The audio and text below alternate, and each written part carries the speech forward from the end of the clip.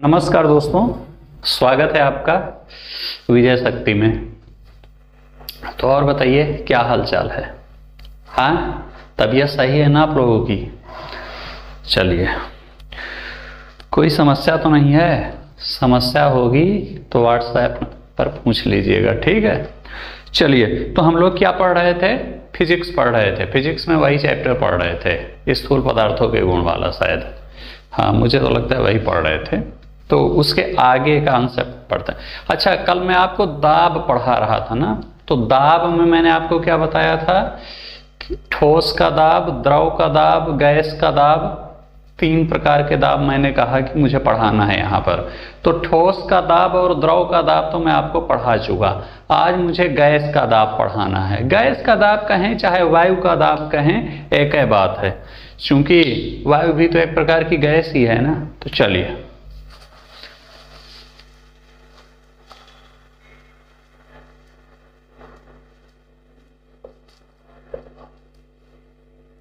वायु का दाब, ठीक।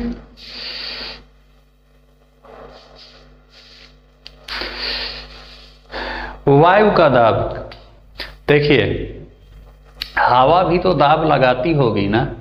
आपको एहसास भी होता होगा कि हवा भी दाब लगाती है। कभी जब आंधी आई हो तो आपने देखा होगा कि ऐसा लगता है जैसे उड़ जाएंगे। कोई चीज है जैसे जो हमको एकदम दबा करके ढकेल रही है। ये आंधी में अगर आप कभी आंधी के बीच फंस गए होंगे तो आपको ऐसा एहसास हुआ होगा। या कभी बरसात के मौसम में, बरसात क्या, मुझे लगता है गर्मी के मौसम में आप साइकिल से चलिए और हवा आपके खिलाफ हो, तब आपको पता चलता है। साइकिल से आप चलेंगे तब आपको पता चलेगा। मान लिया आप आगे की ओर जा रहे हैं और हवा पीछे की ओर चल रही है, तो लगेगा कि साइकिल चल ही नहीं रही, कोई पीछे की ओर खींच रहा है। समझ रहे ना? तो कुल मिलाकर के हवा में भी दाब होता है। हवा भी दाब लगाती है। तो हवा के द्वारा जो दाब लगाया जाता है उसे बोला जाता है वायु दाब या हवा दाब या पवन दाब, कुछ भी बोल लें। हवा के द्वारा जब दाब लगाया जाएगा तो उसे वायु दाब कहा जाएगा। ठीक है भैया। चलिए, ये बताइए यहां पर इसका व्यवहारिक यूज क्या है वायु दाब का, वो समझते हैं। आप जब एग्जाम का समय आता होगा तो आपका बीपी हाई लो होता होगा। हाँ, कुछ लोग चेक करवाने भी चले जाते हैं डॉक्टर के पास कि डॉक्टर साहब हमारा चेक कीजिए, हमारी बीपी कितना है। तो डॉक्टर कुछ अपना बताता है कि आपका इतना बीपी है। हाँ, डॉक्टर बताता है कि आपकी बीपी होनी चाहिए 120/80। क्या कहता है कि 120/80 अगर बीपी है तब तो ठीक है, और अगर इससे ज्यादा या इससे कम होता है तो कहता है कि कुछ स्थिति गड़बड़ चल रही है। ठीक है ना? तो क्या होना चाहिए बीपी 120/80। ये बीपी का मतलब क्या होता है? बीपी होता है ना, तो बीपी का मतलब होता है ब्लड प्रेशर। ब्लड प्रेशर का क्या मतलब है? ब्लड द्वारा जो प्रेशर लगाया जाता है उसे ब्लड प्रेशर कहा जाता है। थोड़ा सा धैर्य रखिए। आप सोच रहे होंगे कि ये आप वायु दाब पढ़ा रहे थे, हवा का प्रेशर पढ़ा रहे थे, अब ये ब्लड प्रेशर आप कहाँ से पढ़ाने लगे। मैं आपको बता रहा हूँ कि इसका यूज क्या है। ब्लड प्रेशर, ठीक ना, यानी ब्लड के द्वारा जो प्रेशर लगाया जाए। देखिए होता क्या है, मान लिया ये हार्ट है। क्या है? हार्ट, आपका हृदय। आपको पता है कि हृदय पूरे शरीर में जो है खून पंप करता है। ये क्या करता है? पूरे शरीर में खून फेंकता है। प्रेशर के साथ। किसके साथ? प्रेशर के साथ। और फिर क्या होता है? पूरे शरीर से इसके पास फिर खून आता है, फिर ये फेंकता है, फिर इसके पास आता है। मतलब हार्ट ऐसे फेंकता है, फिर खून पूरे शरीर से इसके पास फिर आता है, फिर ये फेंकता है, फिर आता है, फिर फेंकता है, फिर आता है। हाँ, कुल मिलाकर के हार्ट पूरे शरीर में खून भेजता है, फिर वो पूरे शरीर से खून फिर इसके पास वापस लौट करके आते हैं। दोनों चीज होता है। भेजता भी है और इसके पास वही खून फिर वापस लौट करके भी आते हैं। तो जो भेजता है तो एक प्रेशर के साथ भेजता है, एक दाब के साथ, समझ रहे हैं ना। तो जिस दाब के साथ ये भेजता है वो दाब कितना होता है 120, समझे कितना 120। और जब यही खून फिर इसके पास आता है तो वो 80 के प्रेशर से वापस आता है। कुल मिलाकर के जब ये ब्लड फेंकता है तो 120 के प्रेशर से फेंकता है और जब इसके पास वापस आता है तो 80 के प्रेशर से वापस आता है। ठीक ना, एक यूनिट है, समझ लो 120 और 80। भाई दाब लगाने का भी तो कुछ ना कुछ वो होगा, मात्रक होगा ना। तो 120 के उससे फेंका और 80 के उससे फिर वो वापस आया। ठीक ना। तो कहते हैं कि जब ये स्थिति हो आपके शरीर के अंदर तब सही है, यानी हार्ट पूरे शरीर में जो खून फेंक रहा है वो 120 से फेंके और जब वापस आए तो 80 से आए। चलिए इतना समझ गए, आपको बीपी का मतलब समझ में आ गया। चलिए, यानी हम ये कह सकते हैं कि ब्लड जो है शरीर पर प्रेशर लगाता है। चलिए एक स्थिति समझते हैं। मान लिया कि ये है शरीर, हाँ, इस शरीर पर ब्लड प्रेशर ऐसे लगा रहा होगा। भाई ये शरीर है पूरी और अंदर से खून इस पर दबाव लगा रहा है और बाहर से मैंने क्या कहा कि हवा दबाव लगाती है। भाई आंधी में तो आपको एहसास हो जाता है, अगर आंधी नहीं है, आंधी नहीं चल रही है तभी हवा दबाव लगाती है शरीर पर। तो खून अंदर से लगा रहा है और हवा बाहर से लगा रही है, कुल मिलाकर के संतुलन की स्थिति है। क्या है? संतुलन की स्थिति है। जितना खून अंदर से शरीर पर प्रेशर लगा रहा है उतना हवा बाहर से शरीर पर प्रेशर लगा रही और कोई दिक्कत नहीं है। लेकिन ये बताइए, मान लिया आप चले गए ऊपर हवाई जहाज में, ऊपर बैठ गए हवाई जहाज में। हवाई जहाज क्या होता है? ऊंचाई पर उड़ता है। आपको पता होगा कि जब हम ऊंचाई पर जाते हैं तो हवा का घनत्व तो कम हो जाता है। क्या हो जाता है? कम हो जाता है। हवाएं उतना घनी नहीं रह जाती ऊंचाई पर। जैसे जैसे आप ऊंचाई पर जाते जाएंगे हवाओं के घनेपन में कमी आती जाती, यानी वहां पर कम हवा पाई जाती है। जब वहां पर हवा कम पाई जाएगी यानी वो हवा दाब भी कम लगाएगी, समझ गए। और जब दाब कम लगाएगी तो यानी शरीर पर ये जो बाहर वाला प्रेशर है ये क्या हो गया? ये कम हो गया ना। और अंदर वाला तो उतना ही है, बाहर वाला कम। भाई पहले संतुलन में था, लेकिन हवाई जहाज में क्या हुआ कि ये बाहर वाला हो गया कम और अंदर वाला उतना ही है। यानी ब्लड का जो प्रेशर अंदर से लग रहा है वो है ज्यादा और हवा का प्रेशर जो बाहर से लग रहा वो हो गया कम। तो अब स्थिति क्या हो गई? अब असंतुलन की स्थिति हो गई। क्या हो गई?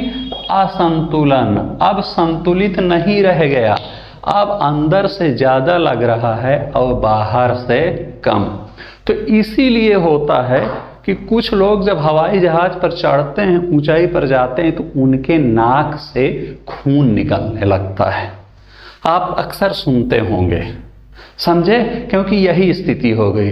अंदर से तो बाहर दबाव लगा रहा है, अंदर से जब, अच्छा ये बताइए, जब वो ब्लड बाहर की ओर लगाएगा, पहले तो यहाँ पर ठीक था कि जितना वो बाहर लगा रहा था उतना वो अंदर की ओर धकेल दे रहा था, लेकिन अब हवाई जहाज वाले में पहुँचने पर क्या हो गया कि ये हो गया कम और ये है ज़्यादा। तो जब अंदर से ढकेलेगा तो खूनवा बाहर की ओर निकलने लगता है, नाक ओक से, कुछ लोगों के आँख से निकलने लगता है।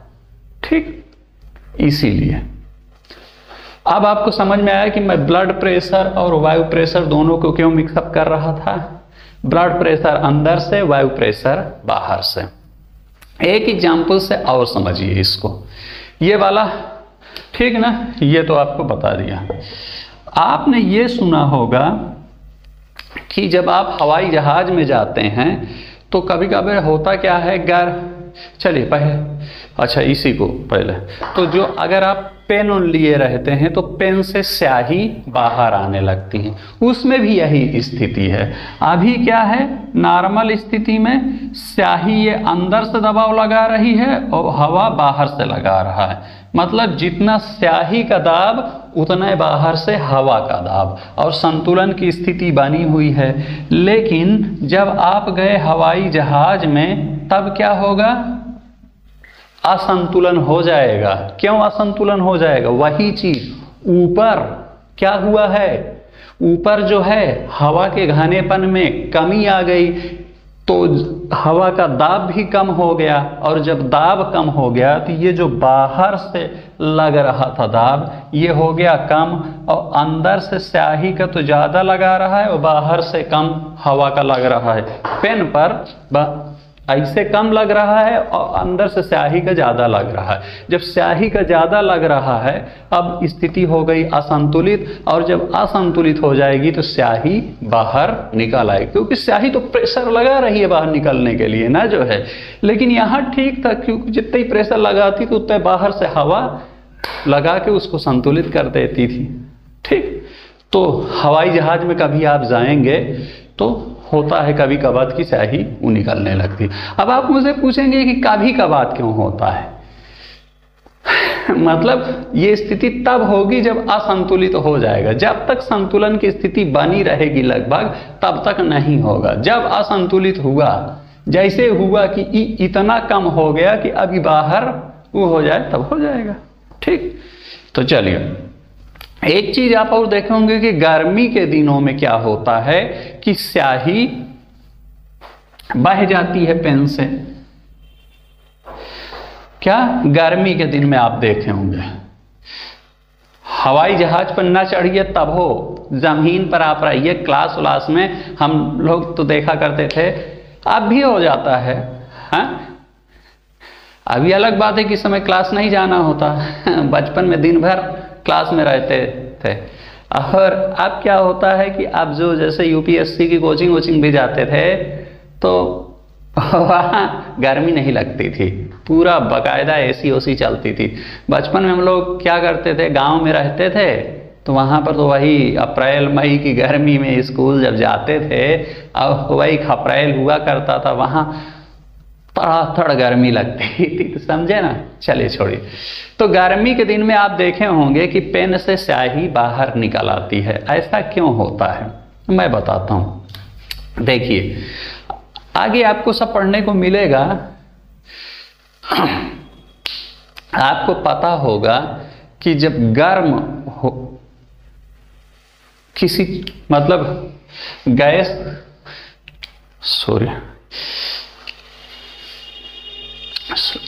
मान लीजिए कोई गैस है, इसको अगर हम गर्म कर दें तो क्या होगा, इसके अणु ऊपर चले जाएंगे, कुछ अणु चले जाएंगे कि नहीं। किसी गैस को अगर गर्म कर दिया जाए तो उसके कुछ अणु अपने स्थान को छोड़ करके ऊपर की ओर उड़ जाते हैं। देखे होंगे आप, जैसे पानी गर्म कीजिए तो जब पानी भाप में बदलने लगता है तो भाप यहीं तक सीमित थोड़ी रहती, भाप एक प्रकार की गैस हो गई ना। भाप के जो अणु होते हैं वो ऊपर उड़ने लगते हैं। तो किसी भी गैस को जब आप गर्म करेंगे तो उसके अणु उड़ करके ऊपर चले जाएंगे, और जब उड़ करके ऊपर चले जाएंगे यानी कि उस जगह पे अणुओं की कमी हो जाएगी, यानी उस जगह पर गैस की कमी हो जाएगी। चलिए, यही स्थिति होती है गर्मी के समय में हवाओं में। गर्मी के समय मतलब उसको इसी से तुलना कर सकते हैं। कुल मिलाकर गर्मी के समय का मतलब क्या हुआ, गर्मी के समय का मतलब हुआ कि हमने हवा को गर्म कर दिया। अब जब हवा गर्म हो जाएगी तो हवा के कुछ अणु अपने स्थान को छोड़ करके ऊपर चले जाएंगे, और जब ऊपर चले जाएंगे तो नीचे हवा के अणुओं की संख्या में कमी हो जाएगी, यानी नीचे हवा कम हो जाएगी गर्मी के दिन में।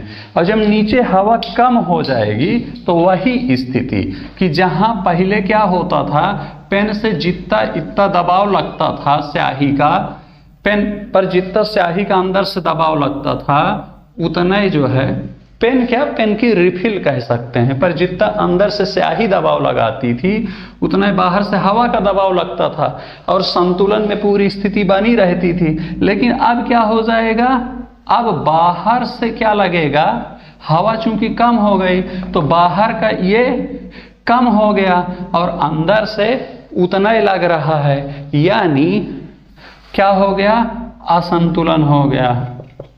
क्या हो गया, असंतुलन। और जब असंतुलन हो गया तो अंदर से स्याही बाहर चली जाएगी। ठीक, कुल मिलाकर के स्याही हो या खून निकलने लगे वो तब निकलेगा जब बाहर जो वायु का दबाव है वो कम हो जाए। वायु का दबाव कम कब होगा, जब वायु की मात्रा कम होगी। वायु की मात्रा कम कब होगी, गर्मी के दिन में, क्योंकि गर्मी के दिन में गर्मी के वजह से कुछ अणु वापस ऊपर चले जाते हैं। दूसरी चीज, ऊंचाई पर जाने पर, ऊंचाई पर जाने पर क्या होता है कि हवा की मात्रा में कमी पाई जाती है, जितना नीचे हवा मिलता है उतना ऊपर नहीं मिलता। ठीक है ना, तो इसीलिए कहा जाता है कि हवाई जहाज में जाने पर जो है आंख नाक से खून निकलने लगता है, स्याही बाहर आने लगती है पेन से, या गर्मी के दिन में पेन से स्याही बाहर क्यों आने लगती है। ये सब आपको समझ में आ गया। चलिए, तो आपको सारे कॉन्सेप्ट समझ गए कि वायु का दाब, द्रव का दाब और ठोस का दाब। ठीक, चलिए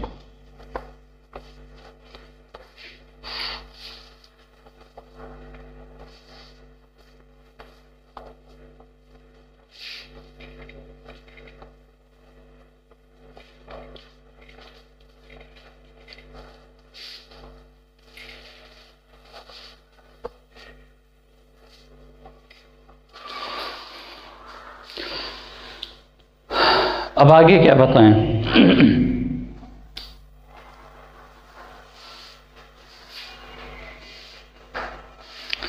दो क्वेश्चन अक्सर पूछे जाते हैं, एक क्वेश्चन गुब्बारे पर बेस्ड पूछा जाता है, एक बुलबुला पर बेस्ड। तो पहले गुब्बारे वाला देख लेते हैं। स्याही खत्म हो गई इसकी।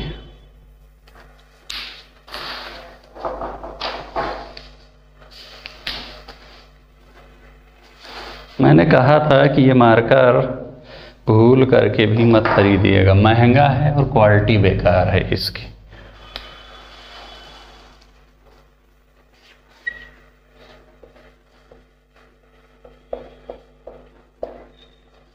हमारे कुछ दोस्त हैं,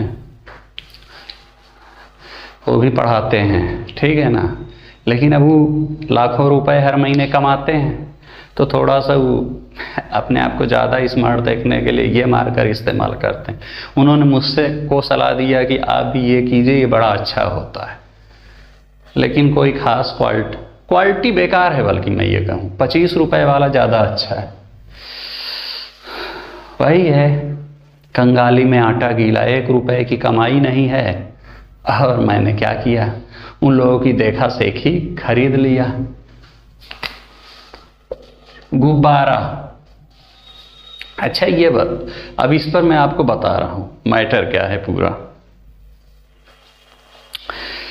अक्सर क्वेश्चन पूछता है कि ऊंचाई में जाने पर गुब्बारा फट क्यों जाता है। गुब्बारे को इसे छोड़ दीजिए, जब ऊपर चला जाएगा बहुत तो गुब्बारा फट जाएगा, ऐसा क्यों होता है। लिख लीजिए चाहे क्वेश्चन क्या, कि ऊंचाई पर जाने पर, ऊंचाई में जाने पर गुब्बारा फट क्यों जाता है। बुलबुला वाला भी क्वेश्चन बोल दूं क्या,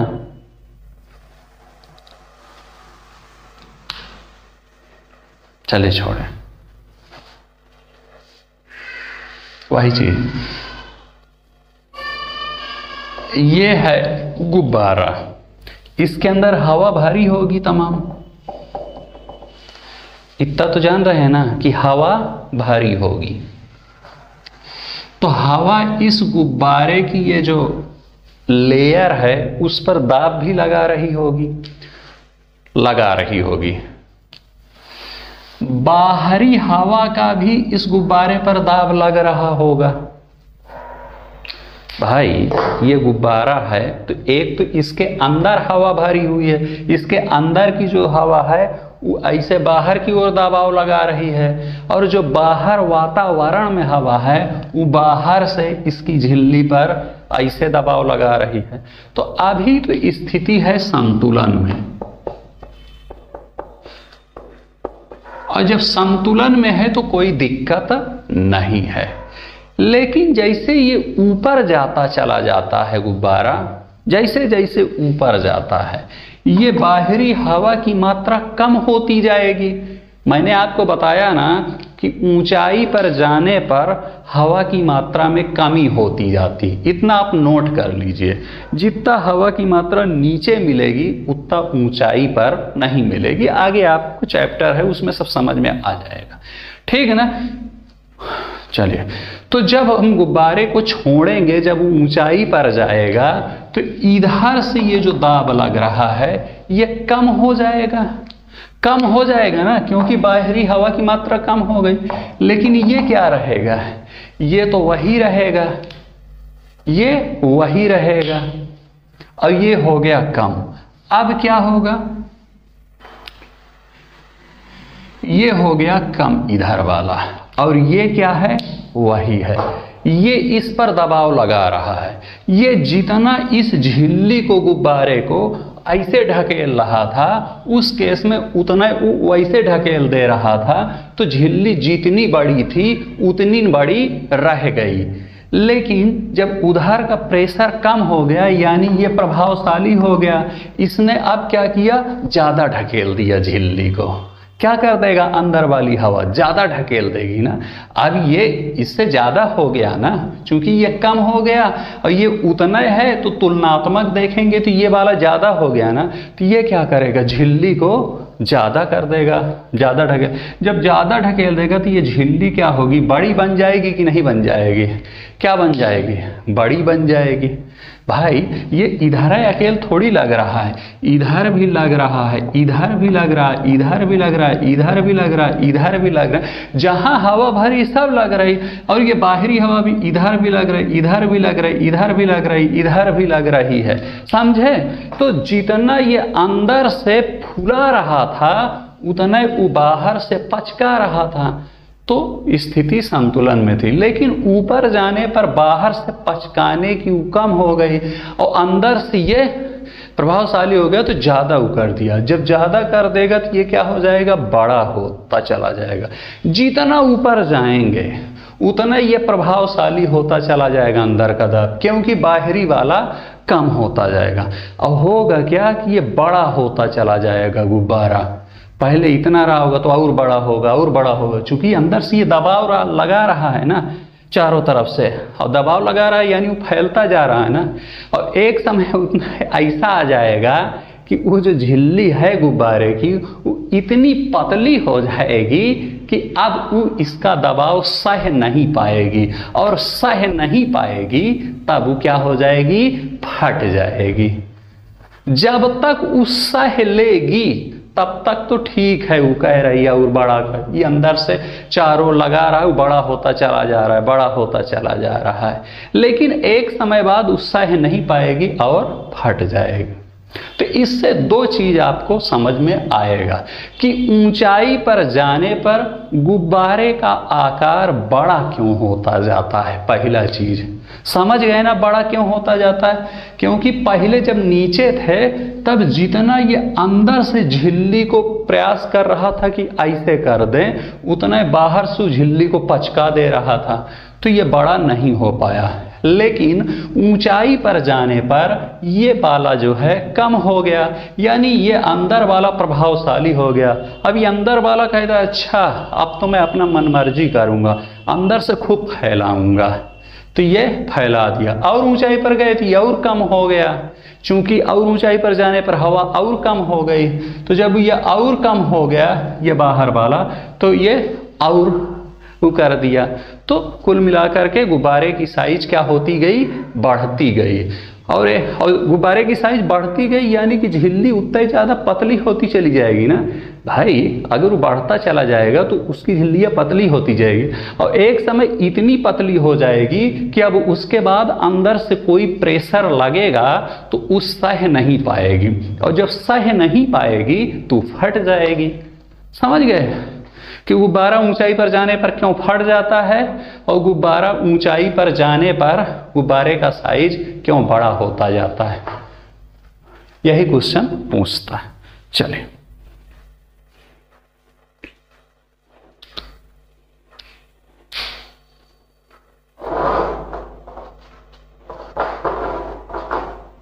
बुलबुला वाला एक देख लीजिए। अगर आपको गुब्बारा समझ में आ गया है तो बुलबुला भी समझ में आ जाएगा। स्क्रीनशॉट ले लीजिए।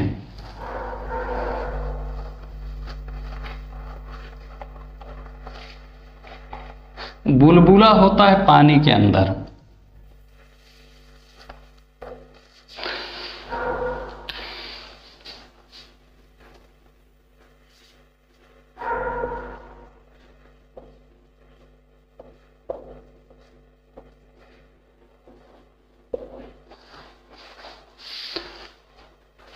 चलिए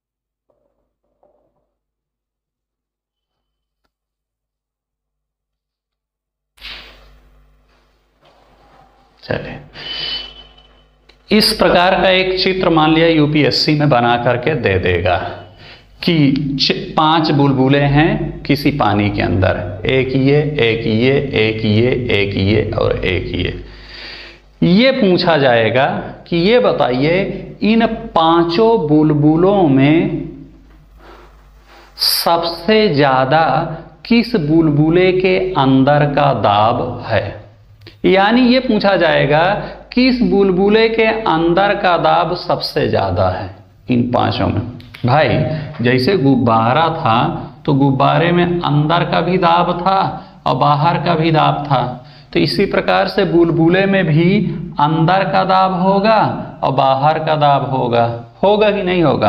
अंदर का कुछ दाब होगा और बाहर का इसमें क्या दाब होगा, क्योंकि ये पानी के अंदर है इसलिए ये बाहर इसमें जो है क्या होगा, पानी का दाब होगा।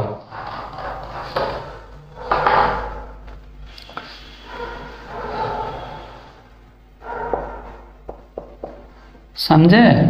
और इसमें हवा का दाब था बाहर का। चलिए तो ये पूछा जाएगा कि ये बताइए कि इन 5 में किस बुलबुले में अंदर का दाब सबसे ज्यादा है।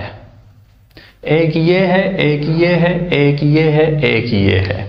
इस वाले की बात कर रहा है। बता पाएंगे?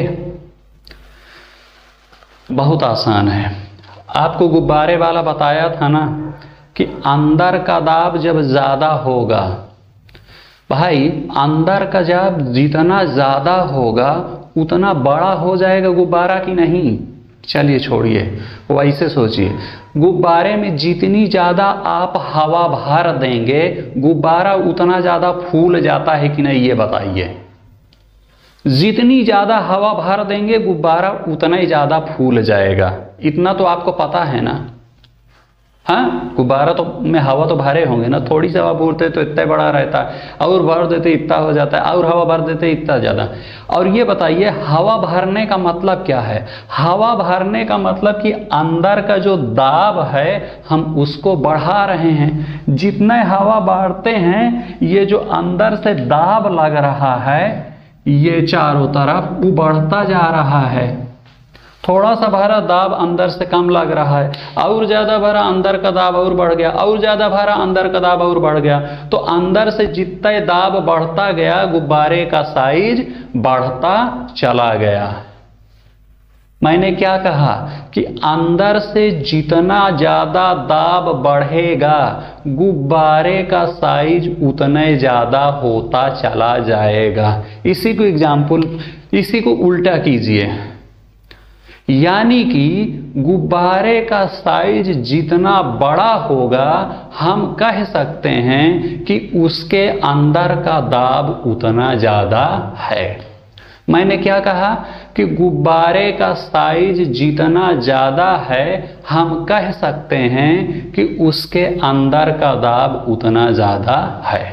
यही चीज़ बुलबुले वाले में जस्ट यही है कि जिस बुलबुले का साइज जितना बड़ा हम कह सकते हैं कि उसके अंदर का दाब उतना ज़्यादा होगा। तो देख लीजिए इसमें किस बुलबुले का साइज सबसे बड़ा है। जिस बुलबुले का साइज सबसे बड़ा होगा हम कह देंगे कि उसके अंदर का दाब उतना ज़्यादा है। तो ये वाला जो है पांचों में इसका साइज सबसे बड़ा है। तो हम ये कह सकते हैं कि इस बुलबुले के जो अंदर का दाब है वो अन्य बुलबुलों से ज़्यादा होगा। और यही क्वेश्चन पूछेगा। ठीक, तो कुछ नहीं करना, देख लीजिएगा कि किसका साइज सबसे बड़ा है। जिसका साइज सबसे बड़ा होगा उसके अंदर का दाब सबसे ज़्यादा होगा। ठीक है भैया, चलिए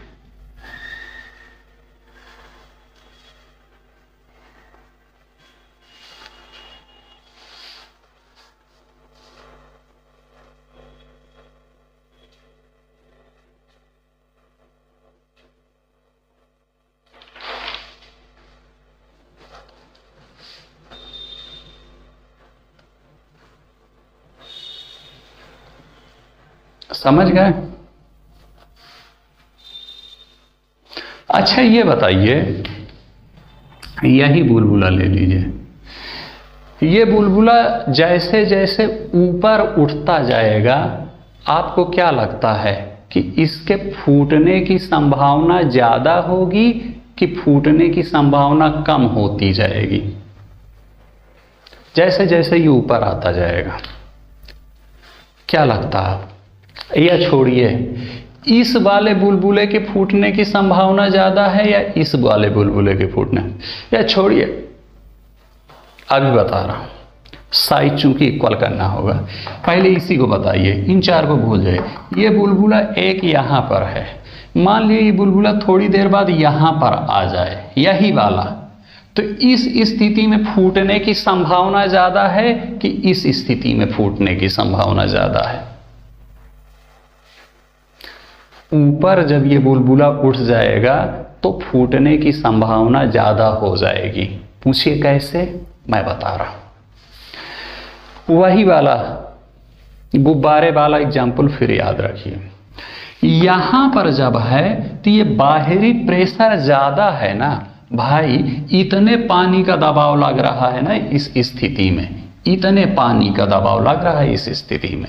जब ऊपर उठता जाएगा बुलबुला तो ये पानी का दबाव कम होता जाएगा, और जब पानी का दबाव कम होता जाएगा तो अंदर तो इतना है उतना, और ऊपर वाला हो गया कम, यानी अंदर वाला और फैलाएगा और इतना फैला देगा कि यह झिल्ली जो है इतनी पतली हो जाएगी कि क्या हो जाएगी?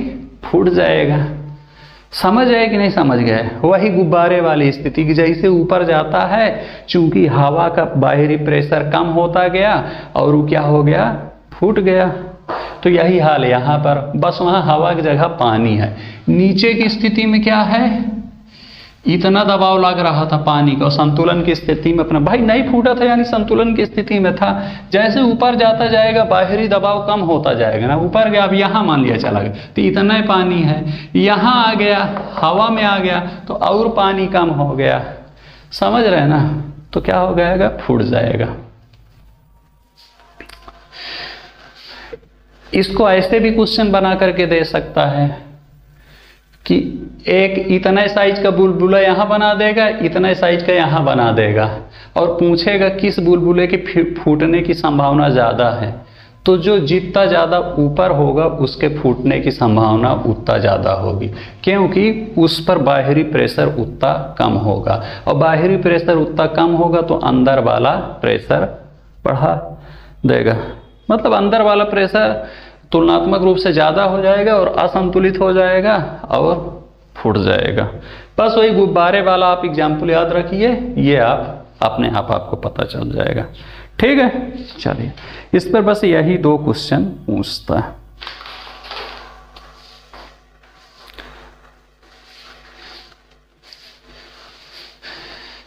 स्क्रीनशॉट ले लिया,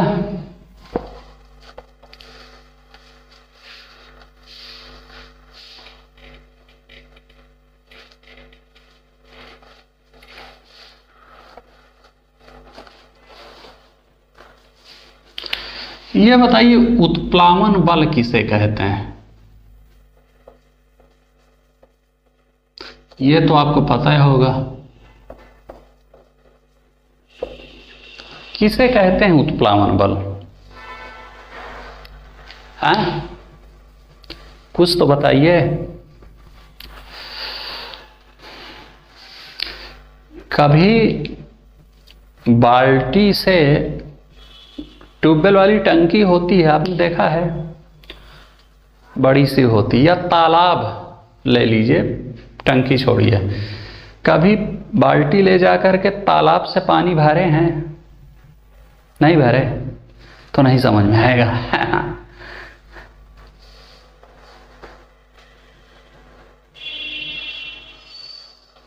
चलिए, पानी नहीं भरे हैं, ये बाल्टी वाले से ज्यादा आसानी समझ में आ जाता। कोई वस्तु ले लीजिए, छोड़िए मैं बता ही देता हूं आपको, पता नहीं आपने प्रैक्टिकल किया है कि नहीं किया। आप देखे होंगे कि कोई भी वस्तु ले जाइए और उसको किसी लिक्विड में या पानी में आप डुबोएंगे तो आपको लगेगा कि वस्तु का जो भार है, जो वजन है, वो कम हो गया। मान लिया आप ऐसे टांग करके डोरी में बांध करके एक ईंटा ऐसे ले जाके किसी तालाब में ऐसे आप डाल रहे हैं, तो आपको लगेगा कि ईंटे का जो भार बाहर था, तालाब में डालने पर ईंटे के भार में कमी आ गई। मतलब कोई भी वस्तु अगर आप पानी में या लिक्विड में डालेंगे तो आपको ऐसा एहसास होगा, होता नहीं है, ऐसा एहसास आपको होगा, ऐसा आपको आभास होगा कि उसके भार में कमी आ गई। किसके भार में? उस वस्तु के भार में।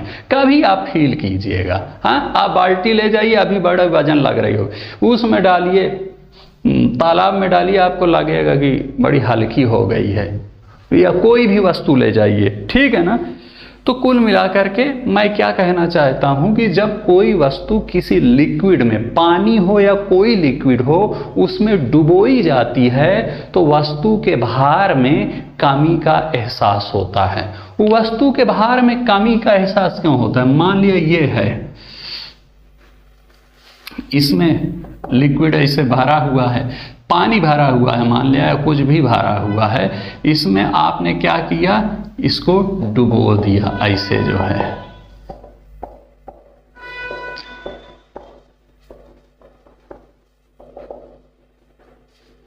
इसको आपने डुबो दिया, ये वस्तु है।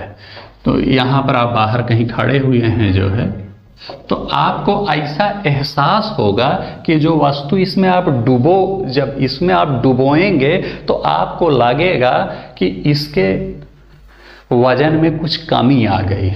वो क्यों आती है? वो इसलिए आती है क्योंकि जब आप डुबोते हैं तो ये नीचे जो लिक्विड भरा हुआ है इस पर नीचे की ओर से एक बल लगाता है।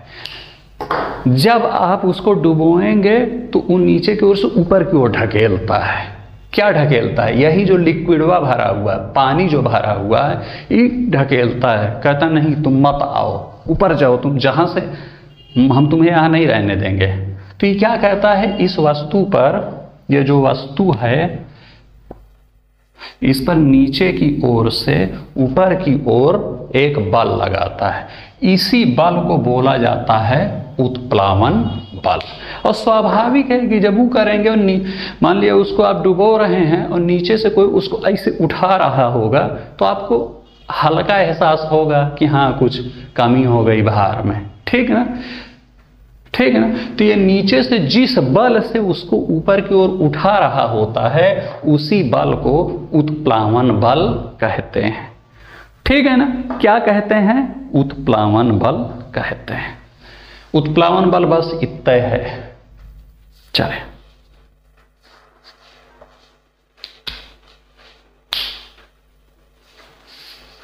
समझ गए?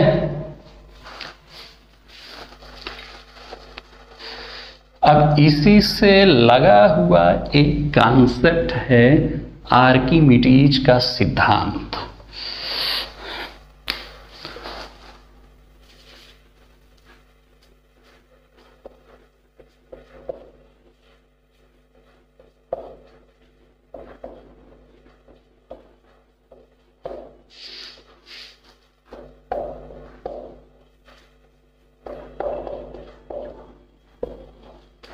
ठीक, चलिए, आर्किमिडीज का सिद्धांत क्या कहता है?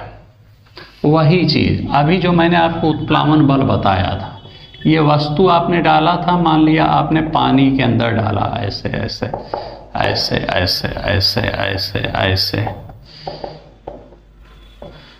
यहाँ पर आप जो है हैं कहीं पर ऐसे, ये ऐसे मान लिया पानी के अंदर डाला।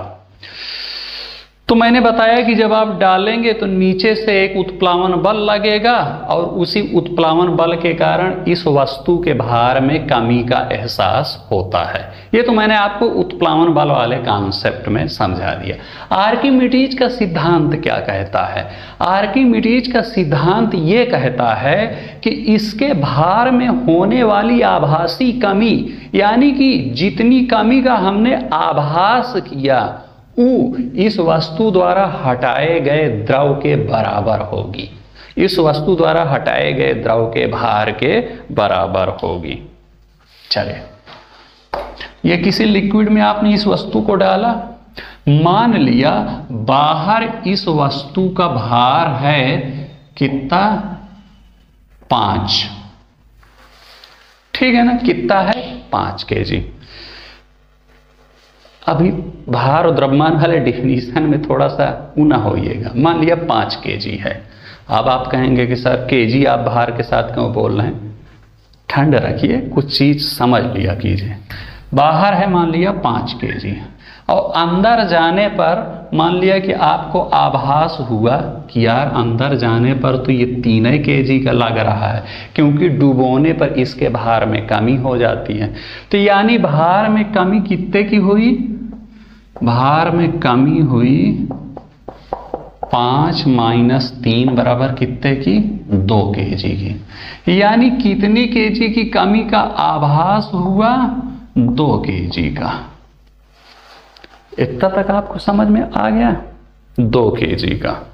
तो आर्किमिडीज का सिद्धांत कहता है कि हमें ये जो 2 kg कमी का आभास हुआ ये इसलिए हुआ क्योंकि ये जो हमने वो डाला था इसने 2 kg लिक्विड हटा दिया है। 2 kg लिक्विड इसने क्या कर दिया? हटा दिया।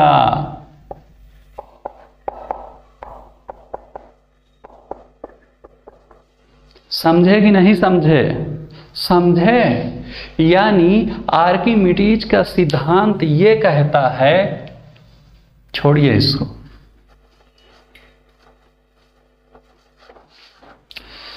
कि वस्तु के भार में होने वाली आभासी कमी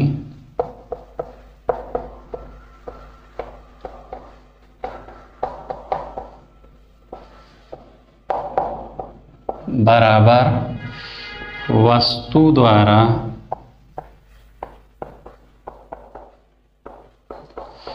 हटाए गए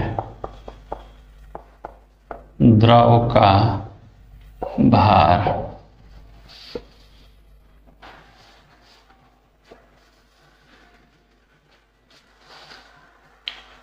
ये आर्किमिडीज का सिद्धांत कहता है कि वस्तु के भार में होने वाली आभासी कमी, यानी पहले 5 का था, बाद में 3 का एहसास हो रहा है, यानी ये जो 2 kg की कमी का आभास हुआ, कितने का? 2 kg की कमी का जो आभास हुआ, ये किसके बराबर होगी? ये बराबर होगी वस्तु द्वारा हटाए गए द्रव के भार के। ये जो वस्तु है, ये जितना लिक्विड हटा, भाई अगर आप डुबोएंगे किसी भी वस्तु को किसी भी लिक्विड में या पानी में डुबोएंगे, तो पहले उस जगह पर तो पानी था ना, जब आप डुबोएंगे तो उस जगह का पनिवा हटेगा ना, कुछ इधर उधर चला जाएगा ना भाई। जब वो हटेगा तब तो आपकी वस्तु है उसमें जाएगी। यहाँ पर वस्तु डाल दे तो यहाँ पर जो पहले पानी रहा वो इधर उधर फैल गया ना। तो आर्किमिडीज का सिद्धांत वही कहता है कि वस्तु द्वारा हटाए गए द्रव के भार के बराबर होगी। इसमें जितनी कमी आएगी वो कमी किसके बराबर होगी? मतलब जो पानी जो हटेगा वो कितना हटेगा? 2 kg हटेगा। कितना हटेगा? 2 kg। समझे? कमी कितने की हुई? 2 kg। तो जो पानी हो या लिक्विड हो जो भरा हुआ है वो कितना हटेगा? 2 kg। कुल मिलाकर के वस्तु के भार में कमी उतना ही आएगी जितना कि पानी हटाया वस्तु ने। वस्तु जितना पानी हटाएगी उतने वस्तु के भार में कमी आएगी। यहाँ पर उस वस्तु ने 2 kg पानी हटाया होगा, तभी इस वस्तु के भार में 2 kg की कमी आई होगी। यानी ये वस्तु जितना ज्यादा पानी हटाएगी वस्तु के भार में उतनी ज्यादा कमी का आभास होगा, इस फार्मूले से। समझे? यहां पर कोई वस्तु डुबो रहे हैं, मान लिया 5 kg की वस्तु हमने डुबोया, ऐसे डुबो रहे हैं, और वो वस्तु 5 kg का पानी हटा दे। 5 kg का डुबोया और वस्तु हटा कितना रही है पानी? 5 kg का। तो हम कहेंगे कि उसके भार में 5 kg की कमी का आभास होगा। यानी 5 थी तो 5 कमी का आभास हो गया, यानी 5 - 5 यानी 0, यानी वह वस्तु 0 kg की लगेगी कि उसमें कोई भार ही नहीं है, कोई वजन ही नहीं है। आर्किमिडीज का सिद्धांत आपको समझ में आया कि नहीं समझ में आया? फिर से रिकैप कर दें। कुछ नहीं भैया, आर्किमिडीज का सिद्धांत इतना ही कहता है कि किसी भी वस्तु को जब किसी भी लिक्विड में डुबोया जाएगा तो वस्तु के भार में जो कमी का एहसास होगा वो कमी उतना होगी जितना वस्तु द्वारा हटाए गए द्रव का भार होगा। यानी वस्तु जितना द्रव हटाएगी, जितने भार का द्रव हटाएगी, वस्तु के भार में उतने कमी का आभास हमको होगा। एग्जाम्पल से समझ लो, ज़्यादा हुआ जाएगा। डुबोया था 5 kg का, आभास हो रहा है कि 3 kg का, यानी 2 kg की कमी का आभास हुआ। कितने कमी का आभास हुआ? 2 kg का। तो इसका मतलब ये निकला कि इसने जो पानी विस्थापित किया है वो भी 2 kg विस्थापित किया। अगर पानी 3 kg विस्थापित किया होता तो इसके भार में 3 kg की कमी का आभास होता। अगर ये पानी जो हटा रहा था 4 का हटाता तो हम कहते कि इसमें 4 kg की कमी का आभास होता। अगर ये पानी 5 kg हटाता तो हम कहते कि इसके भार में 5 kg की कमी का आभास होता। और 5 kg की कमी का आभास होता यानी 5 - 5 बराबर 0 हो जाता, यानी लगता कि कोई भार ही नहीं है। आर्किमिडीज का सिद्धांत यही कहता है। ठीक,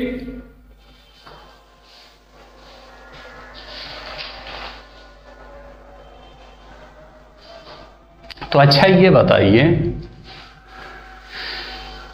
आपने पानी वाली जहाज देखी होगी, वो बहुत मंजिला होती है, 20-20 मंजिल, 25-25 मंजिल होती है पानी वाली जहाज, और फिर भी उसी पानी पर जो है वो तैरती रहती है। 20-20 मंजिला होती है, उसमें बहुत सारे सामान लदे होते हैं। हाँ, अब आप ये बताइए कि बाहर से जो भी, मान लिया कि बाहर से कोई विदेशी कार ले आ रहे हैं, हजारों कार उस पर लदी है, इतने पेट्रोल डीजल लदे होते हैं, मतलब क्या बताएं, हजारों हजार टन उस पर सामान लदा होता है, लेकिन फिर भी वो शिप तैर रही होती है। क्या हो रही होती है? तैर रही होती है। कभी आपने सोचा है कि वो क्यों तैर रही होती है? इसी आर्किमिडीज के सिद्धांत की वजह से। थोड़ा सा रिलैक्स करते हैं, फिर मैं आपको समझाता हूं।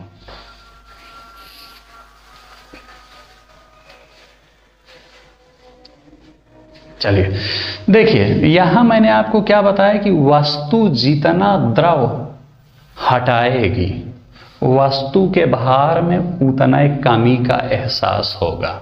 अगर वस्तु 2 kg पानी हटाएगी तो वस्तु के भार में 2 kg की कमी का एहसास होगा। शब्दों पर ध्यान दीजिएगा, जितना हटाएगी उतना एक कमी का एहसास होगा, यानी 2 kg हटाया तो वस्तु के भार में 2 kg कमी का एहसास होगा, यानी पहले 5 kg था बाहर तो 2 kg कम एहसास होगा, यानी 5 - 2 बराबर क्या हो जाएगा? 3 kg। यानी अब वस्तु लगेगी कितने की? 3 kg की। 2 kg कम लगेगी, तो 2 kg कम लगेगी तो कितना लगेगी? 3 kg की।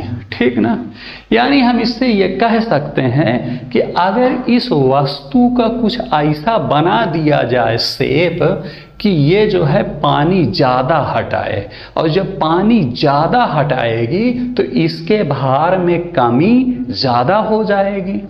हो जाएगी कि नहीं हो जाएगी? हाँ, अच्छा ये बताइए, ये वस्तु जिसको हम डुबो रहे हैं ये तैरेगी कब? कब तैरेगी ये जो डुबो रहे हैं? यहां देखिए, मान लीजिए ये है पानी, इस पर आपने देखा होगा कि अगर आप कागज की नाव चलाइए तो वो कागज की नाव डूबती नहीं है। क्यों नहीं डूबती?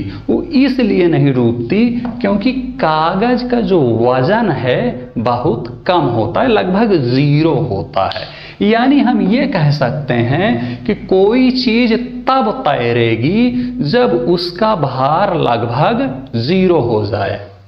समझे? जैसे कागज रख देंगे, पत्ता रख देंगे, ऊ रख देंगे, तो ये सब चीज तैरने लगते हैं। इसलिए तैरने लगते हैं क्योंकि इनका भार बहुत कम होता है, और भार कम होता है तो ये डूबते नहीं। चलिए, इतना आपको समझ में आया कि कोई चीज कब तैरेगी? जब उसका भार 0 कर दिया जाए। अब इस फार्मूले के अनुसार देखिए कि किसी चीज का, चलिए हम वास्तविक भार तो 0 नहीं कर सकते, लेकिन आभासी भार हम 0 कर सकते हैं कि नहीं कर सकते? बिल्कुल कर सकते हैं। आभासी भार 0 कैसे कर सकते हैं? मैंने आपको क्या बताया कि वस्तु द्वारा जो ये लिक्विड हटाया गया है, ये जितना लिक्विड हटाएगी उसके भार में उतनी कमी आ जाएगी। तो अगर इसका हम कुछ ऐसा कर दे कि 5 kg लिक्विड हटा दे इसको, तो इसके भार में 5 kg की कमी आ जाएगी, और 5 kg की कमी अगर आ जाएगी तो होगा कितना, अब कितना बचेगा, 5 माइनस 5 बराबर कितना बचेगा, 0 kg। और हमारा लक्ष्य क्या है कि वस्तु कब नहीं डूबेगी, जब उसका भार हो जाए 0 kg। समझे? फिर से समझिए, मैंने क्या बताया, वही कागज वाले उदाहरण से, कागज इसलिए तैरता है क्योंकि वो लगभग उसका भार होता है 0। तो कोई चीज तब तैरेगी जब उसका भार हो जाए 0, या तो उसका भार 0 रहे ही, या तो कुछ ऐसा कर दिया जाए कि उसका आभासी भार 0 हो जाए। तो चलिए, आभासी भार 0 किया जा सकता है। कैसे 0 किया जा सकता है? मैंने क्या बताया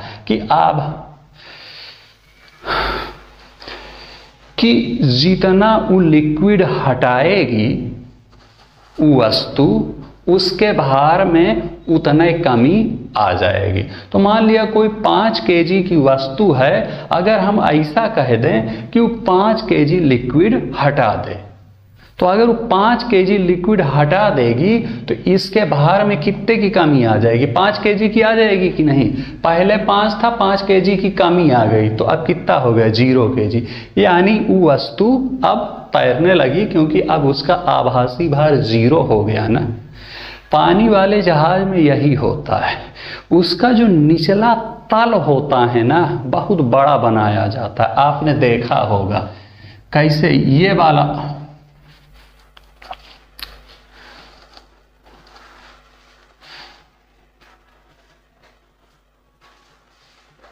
ये वाला जो सिरा होता है निचला वाला, ये बहुत चौड़ा होता है, और जब ये निचला सिरा जितना ही चौड़ा होगा, ये पानी को उतना ही ज़्यादा फैलाएगा, हटाएगा। भाई ये क्या करता था, पानी को हटा रहा था। तो जितना ही ज़्यादा निचला सिरा चौड़ा होगा, उतना ही ज़्यादा पानी को हटाएगा, और जितना ही ज़्यादा पानी को हटाएगा, मैंने क्या कहा कि वस्तु के भार में उतना ही ज़्यादा कमी हो जाएगी। और जब वस्तु के भार में उतना ही ज़्यादा कमी हो जाएगी, तो उतना ही संभावना होगी कि वस्तु लगभग 0 हो जाएगी। तो कुल मिलाकर के ये शिप में होता क्या है कि इसको इतना चौड़ा बना दिया जाता है, इतना चौड़ा बना दिया जाता है कि इतना ज़्यादा पानी हटाती है, इतना ज़्यादा पानी हटाती है कि वो हटाए गए पानी का भार लगभग शिप के भार के बराबर हो जाता है। किसके बराबर हो जाता है? शिप के भार के बराबर हो जाता है। और जब शिप के भार के बराबर वो पानी हो जाएगा, तो हम क्या कहेंगे कि उस शिप के भार में आभासी कमी कितनी हो जाएगी, जितना शिप का वास्तविक भार है उतने उसमें कमी हो गई। और जब उतने कमी हो गई, यानी शिप का आभासी अब भार कितना हो गया, 0 हो गया। तो स्थिति क्या बन गई, वही कागज वाली, अब वो तैरने लगता है। समझे? चलिए ध्यान दीजिए, अगर हमको आपको तैरना है किसी तालाब में, नदी में, गंगा जी में, तो हमको क्या करना चाहिए? हमको ये करना चाहिए कि हमारा कुछ कुल मिला के जो आभासी भार है वो 0 हो जाए। 0 कैसे होगा? फिर वही चीज इस फार्मूले से हम क्या करें कि मान लिया मेरा वजन है 75 किलो,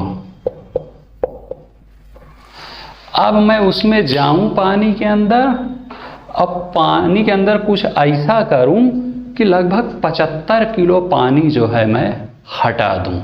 भाई कुछ 75 में आप ही जान लीजिए, जब मैं अंदर घुसूंगा इतना जो है, इतना तो मेरा डूब जाएगा पहले न। यानी मेरे शरीर घुसते मान, अगर मुझे 75 kg हटाने की ज़रूरत है, तो लगभग आप समझ लीजिए कि 65 kg तो पहले हट गया। भाई मैं अंदर घुसा तो पानी हटा दिया ना, ऐसे न हट गया 65 इतने वाले शरीर से। अब मुझे करना क्या है? मुझे करना ये है कि बाकी 10 kg मैं और हटा दूं। तो मैं करूँगा क्या, हाथ होता ऐसे ऐसे चलाऊंगा और 10 केजी मैं और हटा दूंगा। तो इस तरह से होगा क्या, 65 केजी तो पहले अंदर डालने से और 10 और हट गया, यानी 75 केजी पानी हट गया मेरे द्वारा। और जब 75 केजी पानी हट गया तो मेरे भार में कितने की कमी हो जाएगी, 75 केजी की। भाई जितना पानी हटा उतना ही तो मेरे भार में कमी होगी। ये सूत्र कहता क्या है कि वस्तु द्वारा हटाए गए द्रव का भार बराबर वस्तु के भार में होने वाली आभासी कमी। यानी वस्तु अगर 75 किलो, मैं एक वस्तु हूं ना, अगर मैंने 75 किलो पानी हटाया तो मेरे भार में 75 किलो की कमी आ जाएगी। यानी पहले 75 था तो 75 की कमी आ गई, तो अब मेरा भार कितना बचा, 0 किलो बचा। और ये बताइए जब 0 किलो की कोई चीज उस पर होगी तो डूबेगी क्या? कागज 0 का होता है तो डूबता है क्या? वो तैरता रहता है। तो होता क्या है, मैं फिर तैरने लगूंगा। ठीक है ना। तो कुल मिलाकर के किसी भी इंसान को अगर तैरना है तो वो करे क्या, कुछ ऐसा करे कि ओवरऑल जो है उतना पानी हटा दे अपने भार के बराबर। तो आदमी क्या करता है, जब अंदर जाता है तो कुछ पानी तो उसके अंदर जाने से ऑटोमेटिकली हट जाता है। जो बचा रहता है, जितना लगता है उसको कि इतना और हटाना चाहिए, उसके लिए वो क्या करता है, उसके लिए वो करता है हाथ पैर अपना चलाने लगता है थोड़ा। जैसे मैं घुसा था तो 65 तो पहले न हट गया, और मेरा वजन है 75, मुझे 10 और हटाना है। तो मैंने क्या किया, हाथ होता ऐसे ऐसे चलाए तो 10 और हट गया। तो इस प्रकार से 65 10 75 मेरा हट गया। और जब 75 पानी हट गया तो इस फार्मूले के अनुसार से जितना पानी हटेगा उतना ही मेरे भार में कमी होगी। यानी अगर 75 केजी का पानी हटा है तो मेरे भार में 75 केजी की कमी आएगी। तो 75 केजी की कमी मेरे भार में आभासी कमी हो गई। यानी अब मेरा आभासी भार कितना हो गया, 75 मैंने 75 बराबर 0। और 0 केजी का कोई भी चीज तैरेगी ही। ठीक, सिप वाला आपको एग्जाम्पल समझा ही दिया, वही स्थिति इसमें होती। उसका नीचे वाला सिरा इसीलिए चौड़ा बनाया जाता क्योंकि अधिक से अधिक पानी हटे। भाई अगर नीचे वाला सिरा, आप देखते होंगे कि सिप तैरता, अक्सर क्वेश्चन पूछता है कि सिप तैरता है लेकिन लोहे की कील डूब जाती है। सिप इतना वजन का होता है, लोहे की कील इतनी कम वजन की होती फिर भी डूब जाती। यही लिए होता है।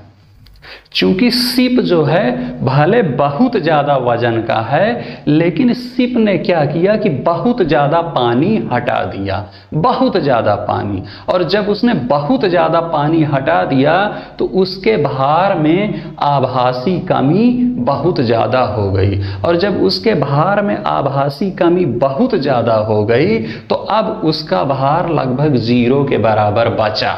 और जब अब उसका भार लगभग 0 के बराबर बचा तो 0 वाली कोई चीज क्या होती है, वही कागज वाले एग्जाम्पल से तैरती रहती है। लेकिन लोहे की कील में ये नहीं होता। लोहे की कील में क्या होता है, कील होती कैसे भैया, कील ऐसे है कील। अभी बताइए ये कील कितना पानी हटाएगी। मान लिया ये कील है आपका 10 ग्राम का, ठीक है ना। तो अगर ये 10 ग्राम पानी हटा दे, 10 ग्राम अगर ये पानी हटा दे कील, तो हम कहेंगे कि इसके भार में 10 ग्राम की कमी आ जाएगी। यानी 10 था तो 10 की कमी आ जाएगी, तो बचेगा कितना भार, 0, और ये तैरने लगेगी। लेकिन कील के केस में ऐसा होता नहीं। ये जितने वजन की होती है उतना पानी ये नहीं हटा पाती, क्योंकि इसका जो एरिया होता है कम होता है। अगर कील को पीट पाट के चौड़ी बनाया गया होता तो हम कहते हैं कि ये ज़्यादा पानी हटा लेती है। हाँ, लेकिन कील चूंकि ऐसी बनाई गई है तो ये पानी हटा नहीं पाती उतना जितना जरूरत है हटाने की। कितना जरूरत है, जितना इसका भार है उतना ये पानी हटा ले, लेकिन ये नहीं हटा पाती क्योंकि इसका आकार ऐसा है। सिप उतना पानी हटा लेती है इसमें। और ध्यान देख लीजिए, भैंस वैसा आप देखते होंगे कि तैरती रहती हैं नदी वदी में, जो कि इतना ज़्यादा वजन की होती हैं। इसलिए क्योंकि वजन की तो बहुत ज़्यादा होती हैं, लेकिन उनका आकार भी बहुत ज़्यादा होता है। आप देखे होंगे जब आकार बहुत ज़्यादा होता है तो जब वो जाती हैं तो बहुत ज़्यादा पानी हटा देती हैं, और जब बहुत ज़्यादा पानी हटा देंगी तो उनके आभासी भार में बहुत ज़्यादा कमी आ जाएगी, और जब आभासी भार में बहुत ज़्यादा कमी आ जाएगी तो भार बचेगा कितना, लगभग 0 के बराबर, और 0 वाली चीज़ तैरने लगेगी। ठीक है, शिप क्यों तैरती है जबकि लोहे की कील डूब जाती है, समझ में आ गया। भैंस क्यों तैरती है, समझ में आ गया आपको। ये फार्मूला आप जरूर याद रखिएगा। हम कब तैरेंगे, तैरते समय हाथ पैर क्यों मारते हैं, समझ में आ गया। वही पानी को हटाने के लिए मारते हैं। हम कुल मिला के ये करना चाहते हैं कि इतना पानी हट जाए कुल मिला करके जितना हमारा वजन है। समझ गए ना। सीधा से एक चीज रट लीजिए, जितना भार है उतना पानी हटा दीजिए, बस तैरने लगेंगे आप। चाहे आप तैरिए, चाहे शिप तैरे, चाहे भैंस तैरे, चाहे कील को तैराना हो। कील को भी तैराना है तो कुछ ऐसा बनाइए कि इसके वजन के बराबर पानी हटे। ठीक ना, क्योंकि वजन के बराबर पानी हटेगा तब उसके भार में उतनी कमी आएगी। ये वाला फार्मूला समझ गए ना कि वस्तु के भार में होने वाली आभासी कमी वस्तु द्वारा हटाए गए द्रव के भार के बराबर होती है।